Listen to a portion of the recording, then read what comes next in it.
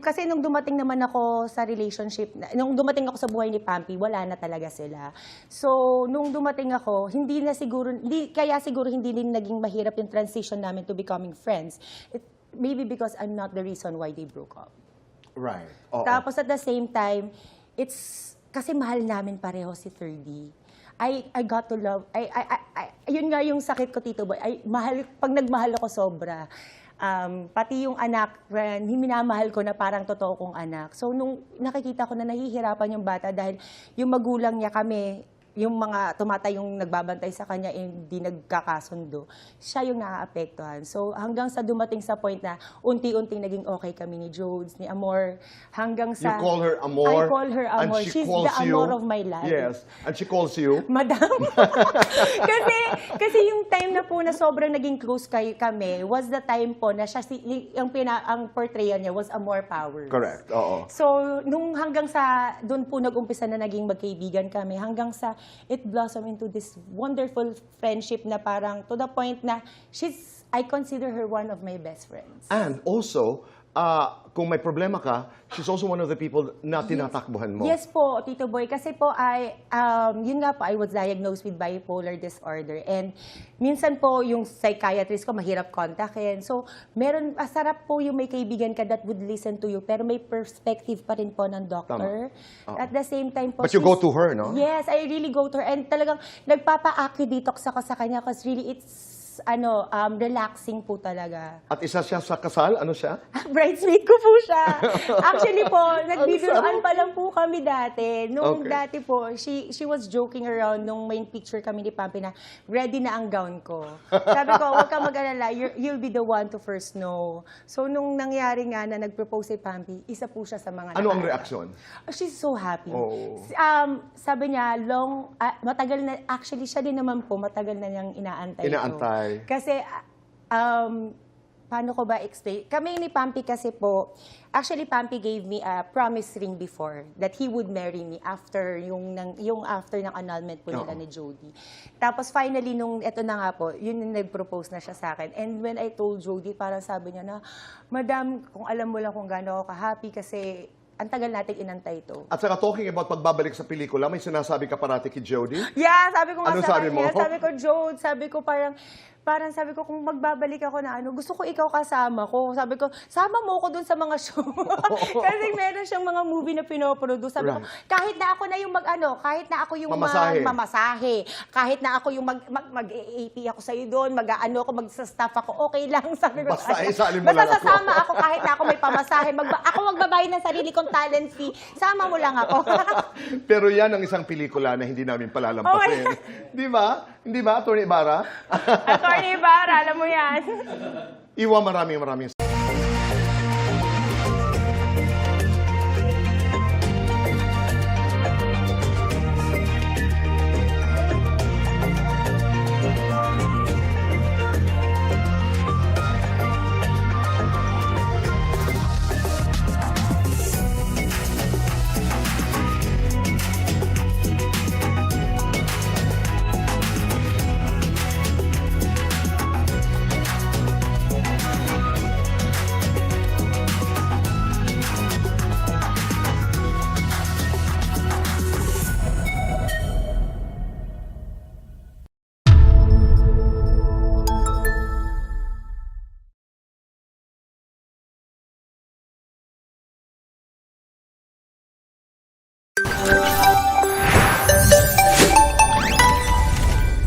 Janela, you're quoted to have said, I love who I love. Anong ibig sabihin nun? That exact same thing. I love who I love. I mean, love doesn't have to be defined by anything. By anything? Yeah. Oo, I love who I love. You just feel it. You'll just know. Do you believe in labels? Yes. You do? Mm-hmm. My question is for Clea. You've been spotted, you and Janela, in many occasions, maraming pagkakataon, that you are, I'm very uncomfortable about these questions. You know why? Because I'm gay. I'm proudly gay. And every time I am examined, yung parang, why do I have to explain? Yeah. But you have to forgive me, I'm doing a talk show. Totoo yan. Yeah. Galing sa aking puso. Tito Boy. No, totoo. But there's a certain amount of discomfort. Kasi pag tinatanong ako, parang, why do I have to make you understand? Nakakapagod na. But you've been spotted in many places. Sino si Janela sa buhay mo? Kami ni Clea, ang dami na naming pag-uusap. Alam na ni Tito Boy lahat ng Pero kailangan itanong. love life ko. Pero si Janela sa buhay ko, yun nga, sinabi ko kanina, tahanan, home. Oh. Wala, nakakalma niya yung ano ko eh, yung lahat ng ingay. Ha! Nakakalma niya lahat ng ingay sa isip ko. Yun siya. Yun siya sa akin. Janela, sino si Clea sa buhay mo? Sino si Clea sa buhay ko? My favorite gay. And hopefully Your someone... favorite, I'm sorry, I didn't get My that. favorite gay. Yeah. And hopefully someone who will stay. That rhymed. Ilarawan niyo nga itong napaka-espesyal na relasyon na ito. May halong inggit yun, ha? Yung tanong ko. Na-feel ko yun, Tito Boy. No, but describe that relationship. Andito kami para sa isa't isa palagi. Parang bigla akong malamig dito kanina. Oo. Andito kami palagi para sa isa't isa. Tapos parang marami akong natututunan sobra kay Janela, Tito Boy, na hindi ko na-expect na, ganito pala dapat. Including pagkanta. Oo, nagpapatrain. Ako nagtatrain sa kanya. Talaga? Yeah. Ikaw, Janela, if you were to describe that relationship, how would you do it? I feel like we're both at the point in our lives wherein we've matured and we really want to apply all the lessons that we've learned from our past to whatever we have now. Alam mo kanina, Jan, sinabi ko nga na hindi ako masyadong komportable pag pinag-uusapan ang mga ganito because as a gay man, I don't owe anybody an explanation about of my existence. Pero ngayon lang, naiisip ko, you know why this is also important? Because we have to let people realize that this is a normal conversation about love, about relationships. Parang it just occurred to me na, bakit hindi? I mean, we've been accused of many things. Ang dami. We've been accused of many things. I've been accused of many things. But now, I just feel so powerful. I just feel so powerful in your presence. In your presence. As their friends, how happy are you? I'm very happy, Tito Boy. I think it's such an important thing na makita din ng mga madla, no, na it's normal to have same-sex relationships, na like you were just saying kanina, maybe this brings discomfort na ini-interview or, di ba, hinihimay-himay natin to. Pero kasi, ang ganda rin because maybe 20, 30 years ago, baka hindi nga to pwedeng mangyari on live TV. So, imagine yon, ang sarap din ng feeling na umabot tayo sa ganito. On national TV, we can openly discuss same-sex relationships.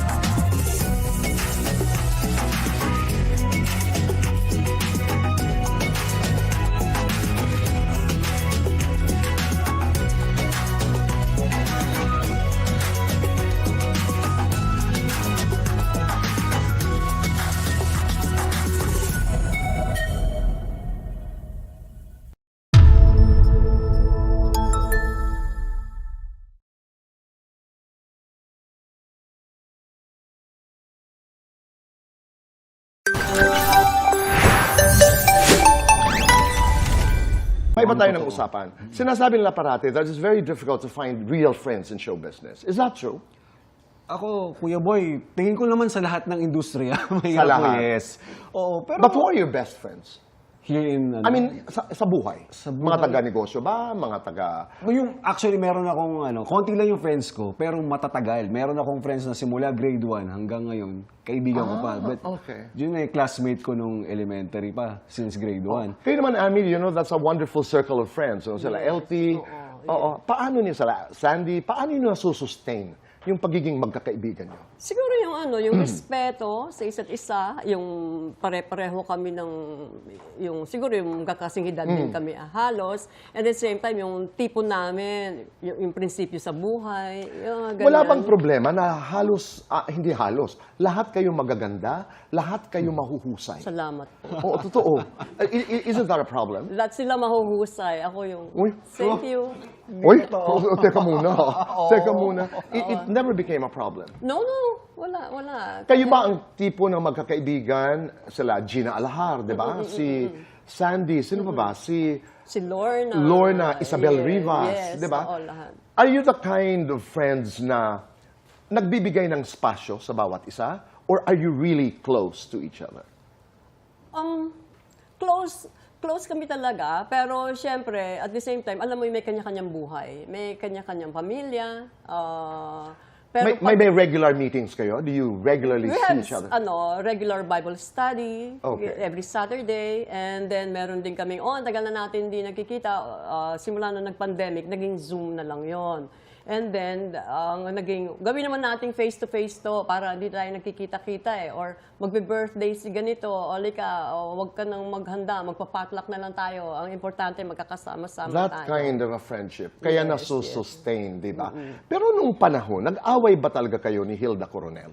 Noong unang hindi. Nagkaroon lang ng mga misunderstanding or intriga sa mga siguro ibang tao. Ganyan. Kasi una kami nagkasama sa, ano nga ba yun? Yung... You did some Rustan. films? Yes, oo. No, saka matagal na, Bahawi Man ng The Ulam. Common Person, yes. Yeah, Na I think napakagandang Bahawi Man ng pelikula. Ulam. Yes, yung kontrabida ako doon. We were friends, lumalabas kami. And then something happened lang in between. But it had nothing to nakatama do lang. with the late Jay Ilagan. Oh, no. It had wala, nothing to wala. do with it. Oo, Dahil, matagal na silang hiwalay. naalala ko, matagal na silang hiwalay nung Yes, naging kayo. yes, oo. So there was really no problem. Pero nabalik, no? Because you're friends now. Yes, oo. Basta nung ang tagal na naming hindi nagkakausap, sabi ko, mga pre-pandemic pa, sabi ko dun sa daughter niya, alam ko kaya kung ano ko siya, i-add siyang friend sa Facebook si mama mo. Oo. Kasi yung panganay, nakakausap ko, friends kami pa. And you did that. And you did that. Inad Yes, mo. yes. Galing. Sabi ko, pagka nakita ko yun sa mga suggestion na friends, siya, i-add ko siya. Nakita ko.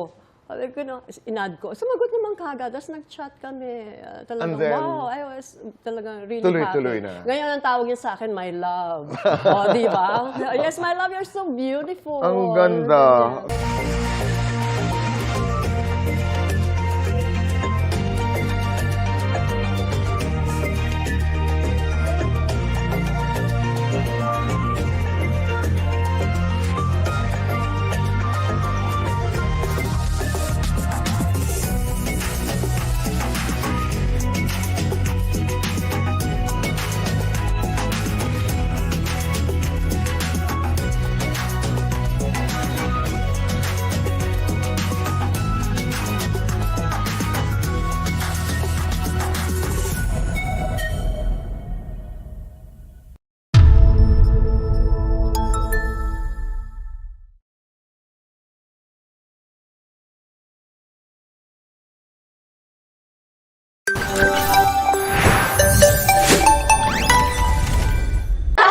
Pero kayo ba, Olive, nagsasabihan kayo ng mga crushes? Nagsasabihan kayo. O subukan mo natin, mabilisan lamang ito. Sabihin nyo nga, umikot tayo. Sabihin mo ang crush ng katabi mo. Oo. Pero pwedeng lumaban ha, pwedeng umapila. Pwedeng makipagdebate. Para lang malaman mo natin kung gaano talaga sila ka-close. Dahil sabi mo nga, nagsasabihan kayo ng mga crushes. Okay? Sige nga, Olive, let's start with you. Okay lang po to. Okay, go! Go! Oh my God, okay na ba? Okay lang. Go. Go! Well, narinig ko po. Yeah. Crush niya si Robin. Si Robin! Oh, crush mo. Tanggap mo naman yon. Tanggap ko naman po na may love team siya. And are you willing to wait? Wow. Oh my gosh. Kaya lang. He knows me. Oh my gosh. Ngayon, alam na niya. Lala, hindi siya, no? Okay. Hindi naman po. Okay. Sino ang let's go to Gea. Sige. Sino ang crush ni Are we Gea? gonna say it? Okay, go. Oh my gosh! Yung friendship natin nakasalalay. Yung pagbabalik. Okay. Wait. Are you gonna say it? Say it na. Madami din po. Go ahead, go. Pick one. Oh my goodness. Okay. I think sa band ba to? Sige na, go. Band eh. It's a celebrity. It's Sino? Gerard. Yeah, something. Gerard Way. Yeah. What From band My is it? Chemical Romance. Kasi, Oh, okay. Cute. Okay, your turn. Okay, kay Mitzi. Kimin. Mitzi. si Mitzi kasi, may selection yan eh. Kasi madami siyang, Parang siyang options. Ang galing naman. Okay. may list, she has a list of people that Wow. she looks up to. Ayun naman! Okay. So, Sino Mukhang doon? matangkad. Basta Koreano. Koreano. Sino? Madami po kasi, I'm not really good at names. Just give us so, one name. Si Escos? Okay. Missy Giuseppe. Hindi mo alam. Dali na. Sige na. Sige na. Sino? Oh no! Hoy! Ala, sino ba? Hindi ko rin nga po alam eh. Sige na. Sige na. Miss. Sino? Go. Pwede naman totoo, pwedeng hindi na. Oo nga. Go. Sisiu po. Tanangin niyo po kung sino si Sisiu. Sino si Sisiu? Si Michael? Si Michael? Dali lang ha. 1, 2, 3, yes or no. Si Sisiu ba ay si Michael Sager? Yes or no? Dali na. Si Nate. Oh. The character of Michael. So, hindi po si Michael kasi si Nate po yun. Okay. Chef, si Olive May. Dali, para ma-kumpleto na. Oh my God. Dali na. Wala. Dali na. Ang hirap pa naman magsimula. Ang crush ni Olive May ay... Olive ay, oh my God! Sino na? Dali. Lagi na po talaga nababanggit si... Sa P-pop po. Sino? Sino? Si Stel po. Sino? Si Stel. Si Stel. Hi, Stel.